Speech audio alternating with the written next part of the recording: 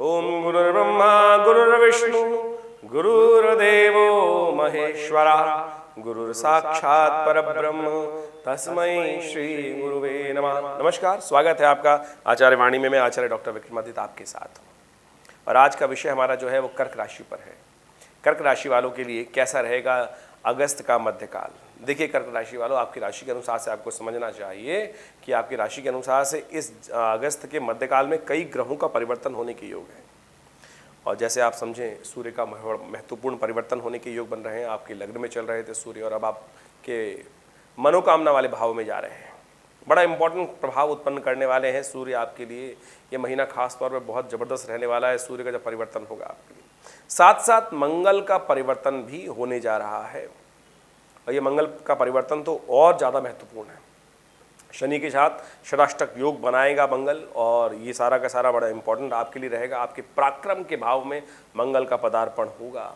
आपके धन भाव से निकल के पराक्रम वाले भाव में होगा और वहाँ पराक्रम के भाव में जाकर मंगल कई प्रकार के योग बनाता है। वो क्या प्रभाव उत्पन्न करेगा ध्यान रखना चाहिए आपको। समझते हुए आपके लिए आगे बढ़ने के योग बनेंगे। आप खासतौर पर यदि हम मध्यकाल की बात करें तो चंद्रमा का परिवर्तन भी आपके लिए जिस प्रकार से हर 2.5 दिन बाद हो रहा है, ये भी बड़ा इंपॉर्टेंट रहने वाला है। चंद्रमा आपके साथ तो वैसे ही आपकी राशि का स्वामी है, तो ऐसे में चंद्रमा शुरू में थोड़ा कष्ट दे सकता है, लेकिन बाद में जाकर आपके लिए साउंड इफेक्ट उत्पन्न करने के योग बना सकता है, लाभ दे सकता है। आपको विशेष तौर पर ध्यान रखना चाहिए अपने स्वास्थ्य का। रक्त संबंधित बीमारियां इस समय में आपको परेशान करने के योग बना सकती हैं। थोड़ा विशेष तौर पर ध्यान रखते हुए कार्य करने का प्रयास करना चाहिए। वैसे खैर सिलसिलेवार तरीके से हम आपको बताएंगे कि क्या कुछ होने के योग हैं, कैसे आपकी राशि में कब कब कहाँ कहाँ कैसे कैसे कौन से ग्रह योग बनेंगे। और साथ साथ एक और इम्पॉर्टेंट परिवर्तन होने वाला है आपकी राशि के अंदर। इस वक्त जो चल रहे हैं शुक्र चल रहे हैं और शुक्र अस्त थे सूर्य के कारण से, और वो अब उदय भी होंगे इसी अगस्त के मध्यकाल में। लग्न में शुक्र चक्का चलना और वो अस्त से उदय होंगे, ये भी इंपॉर्टेंट रहेगा। तो इसको भी आपको हम बताएंगे किस प्रकार की कैसे आपकी स्थिति उत्पन्न करेंगे ये सारे के सारे। तो ये सारे ग्रहों के प्रभाव हैं जो आपको अच्छे समझ लेना चाहिए। कहाँ आपके साथ लाभ की स्थिति है, समय आपके अनुकूल बन सकता है। ऐसे में आपको सफलता के लिए सही रूप से मेहनत करने की ज़रूरत है। शनि महाराज इन दिनों आपके लिए ऐसे भाव में चल रहे हैं जो सफलता में कुछ ना कुछ बाधा उत्पन्न करने के योग देते हैं। तो सही दिशा में मेहनत करने का प्रयास करें। कई बार होता क्या है कि हम इधर करते हैं उधर करते हैं, ऐसा करते हैं, मेहनत करते रहते हैं, लेकिन सही दिशा में मेहनत नहीं कर पाते। सही दिशा में सही समय पर यदि मेहनत कर ली जाए तो कार्य में सफलता का योग के परसेंटेज अच्छी बन जाती है। नहीं तो शनि महाराज क्या होते हैं, भटकाते हैं इधर उधर। तो इस बात को आपको समझते हुए कार्य करना है। तो खैर आप समझ लीजिए डेट वाइज आपके लिए कैसा रहेगा। सबसे पहले बात कर लेते हैं 11 अगस्त की। तो 11 अगस्त का ग्रहों का योगा योग जो है वो पंचांग ये कहता है कि आपकी राशि के जो सावन का अधिक मास चल रहा है और उस दिन एकादशी तिथि उदया तिथि के रूप में विद्यमान है। एकादशी वृद्धा भी है, अगले दिन भी बढ़ जाएगी। तो इस एकादशी का पुण्य वैसे 2 दिन रहेगा। जो वैष्णव है वो अगले दिन मानते हैं, लेकिन इस दिन भी एकादशी का पुण्य बड़ा सुंदर तरीके से बना हुआ है, तो इसका भी लाभ ले सकते हैं। तो इस दिन विशेष तौर पर ध्यान रखते हुए कार्य करना चाहिए। पुरुषोत्तम एकादशी का शुभ योग है और ये एकादशी बड़े शुभ मानी जाती है। भगवान विष्णु ने स्वयं इस मास को अपना नाम दिया है। तो ऐसे में भगवान का पूजन एकादशी 2 दिन की जो पड़ रही है कल वाली वैष्णवों के लिए विशेष तौर पर रहेगी और ऐसे में स्मार्थों के लिए भी आज की स्थिति सुंदर ही दिखाई देती है। तो इसमें चावल का शास्त्र में निषेध कहा गया और कहा जाता है कि कम से कम एक व्रत तो व्यक्ति को अवश्य करना चाहिए इस कलिकाल में। यदि और सारे व्रत नहीं रख सकता है तो वो एकादशी का व्रत ही है। तो उस दिन निराहार रहकर भगवान विष्णु का व्रत उपवास करने का प्रयास करें, भगवान विष्णु का स्तवन करने का प्रयास करें, विशेष तौर पे उनका पंचामृत के द्वारा स्नान करें तो बड़ा कल्याणकारी रहेगा। ग्रहों का योगा योग थोड़ा सा आपके लिए भारी दिखाई देता है। शाम का समय थोड़ा भारी दिखाई देता है। स्वास्थ्य का ध्यान रखते हुए कार्य करना चाहिए। अननेसेसरी की झगड़े में नहीं फंसना चाहिए, क्लैश हो सकता है। चंद्रमा का परिवर्तन जो शाम को 5 बज के करीब 1 मिनट के बाद होगा, तो सुबह का समय आपके लिए लाभ का सूचना देता दिखाई दे रहा है। शाम का समय थोड़ा भारी दिखाई देता है। तो ऐसे में भगवान विष्णु का स्तवन, उनका पंचामृत से स्नान आपके लिए सुष्ट उपाय है। इसको करने का आपको प्रयास करना चाहिए। हम बात कर लेते हैं 12 अगस्त की। 12 अगस्त को शनिवार का अवसर है। एकादशी और द्वादशी का सुंदर योग है। एकादशी का पूर्ण पुण्य आज विद्यमान है और वैष्णव संप्रदाय के अनुसार से जिस दिन एकादशी में द्वादशी का समाविष्ट हो जाता है उस दिन बड़ी सुंदर तिथि बन जाती है और वास्तविक तौर पर ये बड़ी कल्याणकारी स्थिति बनती है। ऐसे में भगवान विष्णु की आराधना करना बड़ा श्रेष्ठ रहता है। कहा जाता है कि भगवान विष्णु का तिलों के द्वारा पूजन किया जाता है।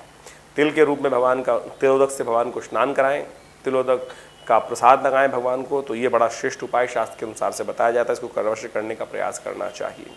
ग्रहों का योगायोग आपके लिए थोड़ा भारी दिखाई देता है, थोड़े खर्चे बढ़ने के योग दिखाई देते हैं, बेकार के जुर्माने आपके समक्ष आ सकते हैं, इसलिए गाड़ी इत्यादि हर समस्त चीज़ करते हुए रूल्स को फॉलो करते हुए कार्य आपको करने का प्रयास करना चाहिए।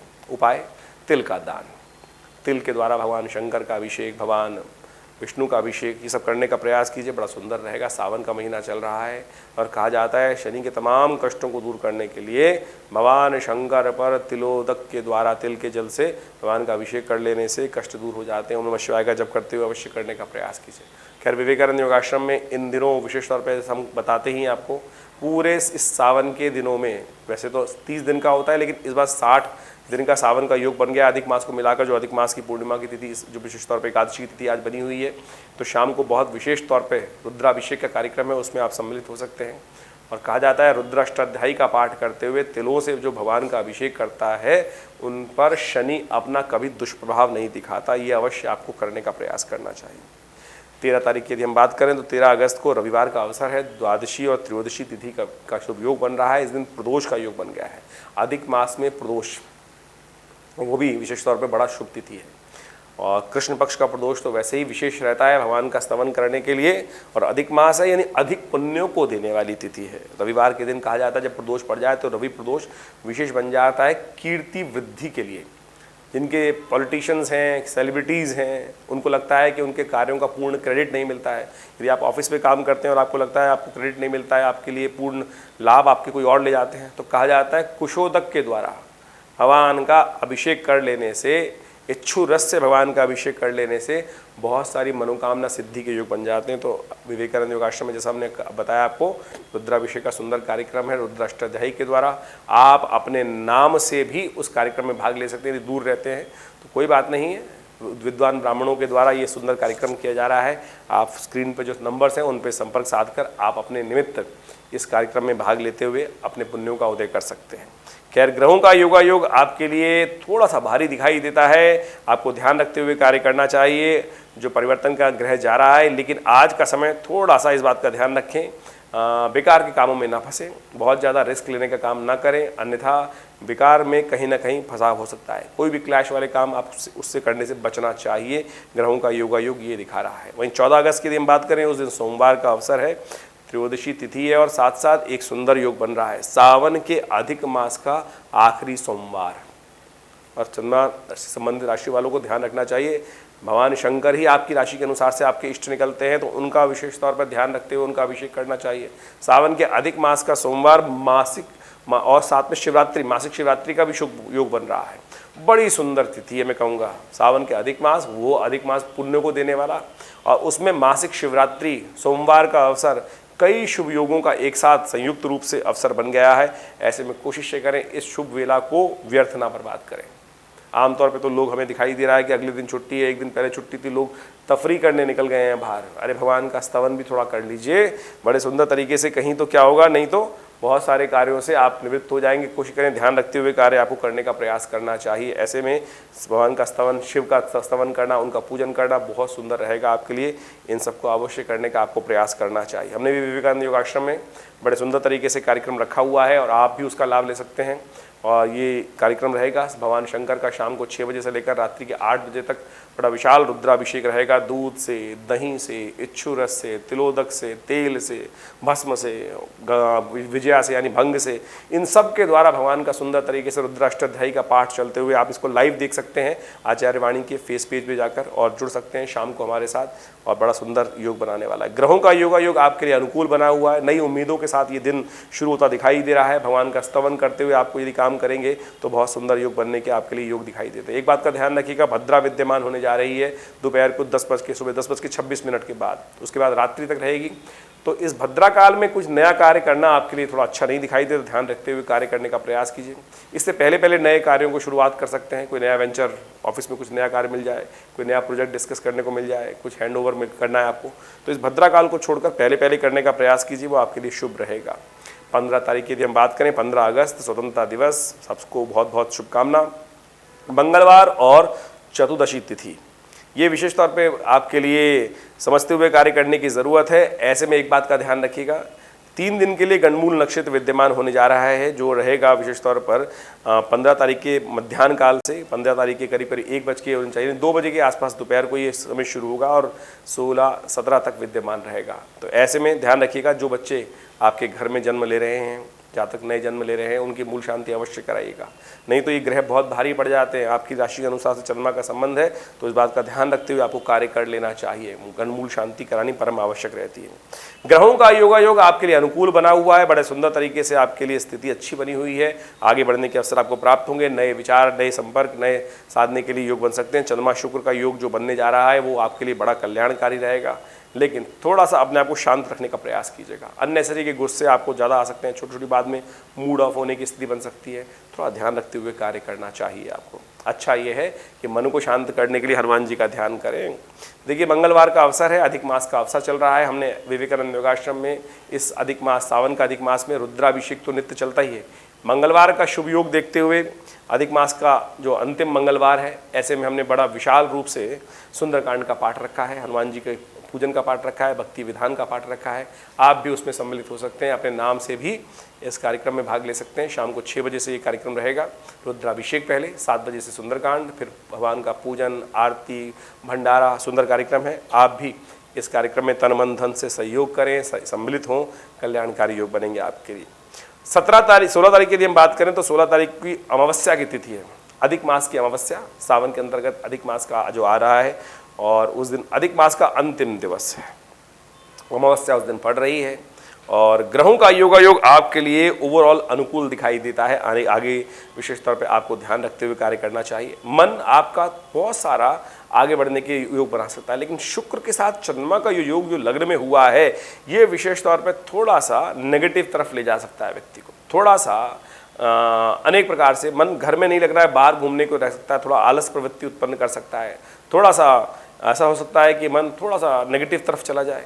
तो इस बात का ध्यान रखते हुए कार्य करेंगे तो बहुत सुंदर रहेगा। ऐसे में आपको उपाय के तौर पर गऊ के लिए निमित्त ग्रास निकालना चाहिए, अपने पितरों के निमित्त गायत्री जप करना चाहिए, तर्पण करना चाहिए, किसी ब्राह्मण को भोजन कराना चाहिए। ये सारे उपाय कर आप लाभ ले सकते हैं। वहीं 17 अगस्त की यदि हम बात करें तो उस दिन बृहस्पतिवार का अवसर है, सावन का शुद्ध रूप से शुक्ल पक्ष आरंभ हो रहा है, प्रतिपदा की तिथि है और साथ साथ प्रतिपदा के साथ संक्रांति भी है। और एक बात समझें, आपकी राशि के अनुसार से सूर्य लग्न में चल रहे थे और ये दोपहर को 1:32 पर परिवर्तित होकर आपके द्वितीय भाव में जा रहे हैं। बहुत इंपॉर्टेंट चेंज आपकी राशि के अनुसार से होने जा रहा है। ये इंपॉर्टेंट चेंज बड़ा इंपॉर्टेंट रहेगा आपके लिए। देखिए, आपके मनोमस्तिष्क में बड़ा महत्वपूर्ण परिवर्तन रहेगा। जो एग्रेसिवनेस अननेसेसरी आपको परेशान कर रही थी वो शांत हो सकती है, लेकिन ऐसे में ध्यान रखना चाहिए कुछ खास बातों का। आपके लिए जीवन में ऐसा रहेगा कि यदि नेगेटिव सोचोगे तो नेगेटिव हो जाएगा आने वाला 1 महीना, और पॉजिटिव सोचोगे तो पॉजिटिव हो सकता है। तो इस बात का ध्यान रखिएगा, अगले 1 महीने में कोई भी नेगेटिव बात मन में मत लाइएगा और जितना हो सकता है पॉजिटिव रहते हुए कार्य करने का प्रयास करें। आपके बहुत सारे कार्य अच्छे हो सकते हैं, बहुत बढ़िया इंपॉर्टेंट चेंजेस आ सकते हैं। ऐसे में किस्मत ने आपकी जो सफलता की चाबी आपके हाथ में दे दी है और वो दी है पॉजिटिविटी में। तो आप ध्यान रखिएगा, हम एक अलग से वीडियोस भी अलग से वीडियो इस पर डालने वाले हैं अपने आचार्यवाणी चैनल पर कि सूर्य का परिवर्तन विशेष तौर पे आपकी राशि के अनुसार से कर्क राशि वालों के लिए क्या कुछ इंपॉर्टेंट रहेगा। किस्मत जगाने का समय दिखाई देता है, आपको ध्यान रखते हुए कार्य करने की ज़रूरत है।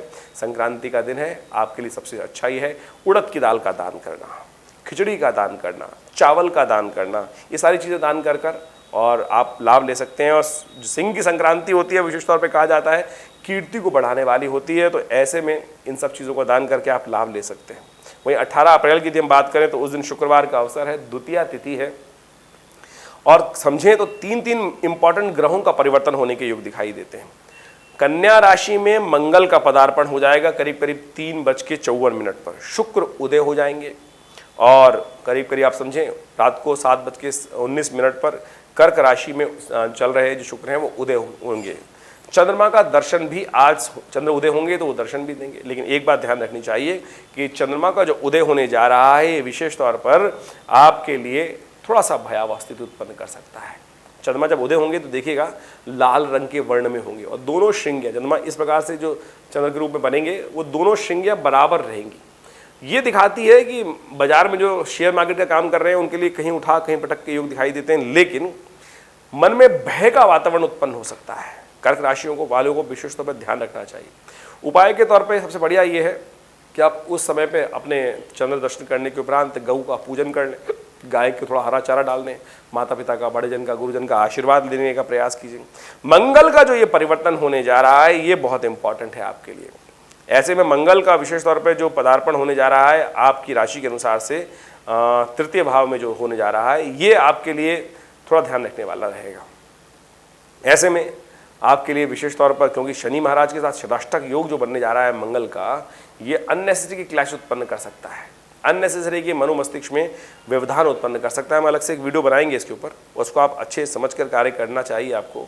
ऐसे में आपको अपने वजन का भी ध्यान रखना चाहिए। अननेसेसरी के वजन बढ़ने के योग बन सकते हैं इस समय में, इस महीने में कोई, क्योंकि थोड़ा सा हो सकता है आप थोड़े आलसी हो जाएं, थोड़ा वर्कआउट कम हो जाए, तो ऐसे में अपने वजन का भी ध्यान रखते हुए कार्य करने का ज़रूरत है आपको, ध्यान रखते हुए कार्य कीजिएगा। उपाय के तौर पर गौ पूजन करना सबसे श्रेष्ठ है। गाय को हरा चारा डालें, गाय का पूजन करें, गाय के निमित्त थोड़ा गुड़ डाल दें। ये सारे उपाय कर कर आप आज के दिन को शुभ कर सकते हैं। वहीं 19 तारीख की यदि हम बात करें तो 19 तारीख को शनिवार का अवसर है, तृतीया तिथि है, और ग्रहों का योगा योग आपकी राशि के अनुसार से यदि हम देखें तो बहुत सुंदर परिवर्तन के योग बना रहा है। आगे बढ़ने के अवसर आपको बन सकते हैं, बहुत सारे नए लोगों से मुलाकात होने का अवसर बन सकता है, लेकिन कुछ बेकार के काम भी आपके जिम्मे पड़ सकते हैं, ध्यान रखते हुए कार्य करना चाहिए। इस दिन मधुश्रवा तीज है, हरियाली तीज जिसको बोला जाता है, और ये हरियाली तीज कहा जाता है विशेष तौर पर बड़ी सुंदर रहती है। ऐसे में भगवती पार्वती का विशेष तौर पर पूजन करना चाहिए। पार्वती जी को शहद से स्नान कराना चाहिए, शहद अर्पित करना चाहिए। भगवान शंकर का विशेष तौर पर शहद के द्वारा अभिषेक करना चाहिए। और ऐसे में यदि शनि को आप अनुकूल करना चाहते हैं तो विशेष तौर पे भगवान शंकर का स्तवन करते हुए शहद के द्वारा भगवान पर यदि अभिषेक करेंगे तो बहुत सारे शनि के दोष आपके जीवन से दूर होने के अवसर बन सकते हैं। तो इस शुभ तिथि को अवश्य कार्य करने का आपको प्रयास करना चाहिए। 20 तारीख यदि हम बात करें तो उस दिन रविवार का अवसर है, चतुर्थी तिथि विद्यमान है और गणेश चतुर्थी मासिक तौर पर रहेगी। एक बात का ध्यान रखिएगा, सुबह 11:24 से भद्रा विद्यमान रहेगी, तो सुबह 11:24 के बाद ही कुछ नया कार्य यदि आपके जिम्मे आ रहा है तो उससे लेने से बचें। ये रात तक रहेगी, उससे पहले यदि कोई कार्य शुरू कर सकते हैं, नया विचार, नए कॉन्सेप्ट, नए प्रोजेक्ट पे काम करना, तो वो अच्छा है, लेकिन नया कार्य शुरुआत करना इस भद्रा काल में कष्टमय हो सकता है। आपकी राशि के अनुसार से थोड़ा समय आपको ना यूटिलाइज करने का प्रयास करना चाहिए। समय आपके अनुकूल है, लेकिन बेकार के कामों में आपका समय व्यर्थ जाता दिखाई दे रहा है, इस बात का ध्यान रखिएगा। केवल एंटरटेनमेंट में या केवल घूमने फिरने में इस समय को बर्बाद ना करें, अपने कामों को अच्छे से यूटिलाइज करने का प्रयास करें, पराक्रम अच्छा रहेगा। लेकिन आपके मित्र, रिश्तेदार, आपके दोस्त आपके समय को खराब करने की स्थिति उत्पन्न कर सकते हैं। जो बच्चे हैं और माता पिता जो हैं उनको ध्यान रखना चाहिए कि बच्चों का समय, ऐसे इस राशि वाले बच्चों का बेकार कामों में समय खराब ना हो। तो इस बात का ध्यान रखते हुए कार्य करेंगे तो बड़ा सुंदर रहेगा। तो ये था आपका अगस्त के मध्यकाल का जो क्या कुछ ग्रहों का प्रभाव है, इसको समझते हुए आप कार्य करने का प्रयास करें।